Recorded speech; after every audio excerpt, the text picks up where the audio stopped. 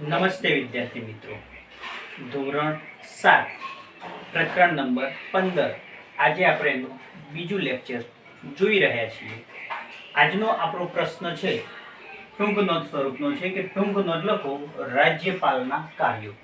રાજ્યપાલના કાર્યો વિશે ટૂંક નોંધ લખો. પરીક્ષાની અંદર આવી રીતે પણ પ્રશ્ન પૂછાતો હોય છે. તો આપણે જોઈએ તો રાજ્યપાલ રાજ્યની વિધાનસભાના બહુમતી ધરાવતા પક્ષના નેતાની મુખ્યમંત્રી તરીકે નિમણૂક કરે છે. એટલે કે જે રાજ્યપાલ હોય છે એ રાજ્યપાલ રાજ્યની જે વિધાનસભાની અંદર ચૂંટણી દ્વારા જે બહુમતી ધરાવતા પક્ષના જે નેતા હોય એની મુખ્યમંત્રી તરીકે એની નિમણૂક કરે છે. રાજ્યપાલ મુખ્યમંત્રીની સલાહ મુજબ પ્રધાનમંડળના મંત્રીઓની પણ નિમણૂક કરે છે. એટલે કે આ રાજ્યપાલ હોય છે એ મુખ્યમંત્રીની સલાહ પ્રમાણે પ્રધાનમંડળના મંત્રીઓની પણ રચના એ પોતે કરે છે. તેઓ વિધાનસભાની બેઠકો બોલાવે છે અને જરૂર પડે વિધાનસભાને પણ વિખેરી નાખે છે. એટલે કે મુખ્યમંત્રીની સલાહ મુજબ પ્રધાનમંડળની રચના કરે છે.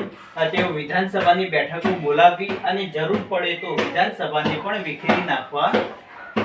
વિખેરી નાખે છે. એ જવાબદારી એમની હોય છે. રાજ્યપાલ જરૂર પડે વટહુકમ બહાર પાડે છે. તેઓ રાજ્યના એડવોકેટ જનરલ અને રાજ્યના જાહેર સેવાના આયોગના અધ્યક્ષની નિમણૂક એ પોતે કરે છે. એટલે કે રાજ્યપાલ જરૂર પડે વટહુકમ બહાર પાડે છે. સાથે સાથે તેઓ રાજ્યના એડવોકેટ જનરલ અને રાજ્યના જે જાહેર સેવા આયોગ એટલે કે જાહેર સેવાની જે પરીક્ષાના જે આયોગ હોય છે ચીફ એ અધ્યક્ષની પણ એ પોતે નિમણૂક કરતા હોય છે. વિધાનસભાએ પસાર કરેલ ખરડા પર સહી કરી ખરડાને કાયદાનું સ્વરૂપ આપે છે.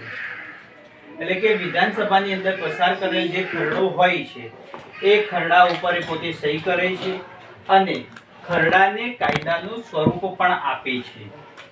તેઓ રાષ્ટ્રપતિ સાથે વિચાર વિમર્શ કરી રાજ્યની વડી અદાલતના ન્યાયાધીશોની નિમણૂક કરે છે. એટલે કે એ પોતે રાષ્ટ્રપતિ સાથે ચર્ચા વિચારણા કરી રાજ્યની જે વડી અદાલત હોય છે એ વડી અદાલતના મુખ્ય ન્યાયાધીશની પણ એ પોતે નિમણૂક કરતા હોય છે. રાજ્યપાલ તટસ્થ નિષ્પક્ષ રહી રાજ્યના વહીવટનું ધ્યાન રાખે છે. એટલે કે રાજ્યપાલ કોઈ પણ પક્ષના હોય પણ એ જે તે રાજ્યની અંદર હોય એટલે એ રાજ્યની અંદર તટસ્થ અને નિષ્પક્ષ રહી રાજ્યની અંદર વહીવટી માળખાનું એ પોતે ધ્યાન રાખતા હોય છે. તેઓ રાજ્યની કામગીરી વિશે રાષ્ટ્રપ્રમુખને વાકેફ કરે છે. એટલે કે રાજ્યની અંદર કયા પ્રકારની કામગીરી ચાલતી હોય છે એ કામગીરીની માહિતી એ પોતે રાજ્યપાલને આપતા હોય છે. રાજ્યમાં રાષ્ટ્રપ્રમુખનું શાસન સ્થપાય તો તેઓ રાષ્ટ્રપ્રમુખના પ્રતિનિધિ તરીકે રાજ્યનો વહીવટ સંભાળે છે. એટલે કે જે તે રાજ્યની અંદર રાષ્ટ્રપતિ શાસન લાગુ પડે છે એ સમયે એ પોતે રાષ્ટ્રપ્રમુખના પ્રતિનિધિ તરીકે એ પોતે રાજ્યનો સગળો વહીવટ એ પોતે સંભાળતા હોય છે. તો આ રીતે રાજ્યપાલ એ પોતાના કાર્યોનું કામ કરે છે અને રાજ્યની રાષ્ટ્રપતિના એક પ્રતિનિધિ તરીકે એ પોતે એમની રેખદેખ રાખતા જોવા મળે છે. ત્યાર પછીનો આપણો બીજો પ્રશ્ન છે વિધાનસભાના સભ્ય બનવા માટેની લાયકાતો જણાવો. કે વિધાનસભાના સભ્ય બનવા માટેની જરૂરી લાયકાતો કઈ કઈ છે એ જણાવો. તો અહીંયા જોઈએ તો વિધાનસભાના સભ્ય બનવા માટે જે કોઈ પણ વ્યક્તિ ઉમેદવાર તરીકે નોંધાવે છે તો એ ભારતનો નાગરિક હોવો જોઈએ. એની ઉંમર 25 વર્ષ કે તેથી વધારે વર્ષ હોવી જોઈએ. એટલે કે જે પણ ઉમેદવાર છે એ ઉમેદવારની ઓછામાં ઓછી 25 થી લઈ અને વધુ ઉંમરના એ પોતે હોવા જોઈએ. આ વ્યક્તિ સરકારી સંસ્થામાં સવેતન હોદ્દેદાર હોવા જોઈએ નહીં. એટલે કે સરકારની અંદર એ પોતે નોકરિયાત ના હોવા જોઈએ, સરકારી નોકરી કરતા હોવા જોઈએ નહીં.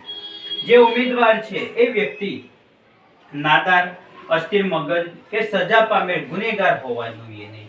જે ઉમેદવાર તરીકે ફોર્મ ભરે છે એ વ્યક્તિ એ નાદાર એટલે ખરાબ ના હોવો જોઈએ, અસ્થિર મગજનો એટલે કે પાગલ ના હોવો જોઈએ અને સજા પામેલ કોઈ ગંભીર ગુનાની અંદર સંડોવાયેલા ના હોવા જોઈએ, દેશદ્રોહના ગુનાની અંદર એ પોતે સંડોવાયેલા હોવા જોઈએ નહીં. તો આ રીતની જે એની લાયકાતો છે એ લાયકાતો પ્રમાણે એ વ્યક્તિ એ પોતે વિધાનસભાના સભ્ય તરીકે પોતે ફોર્મ ભરી શકતા હોય છે.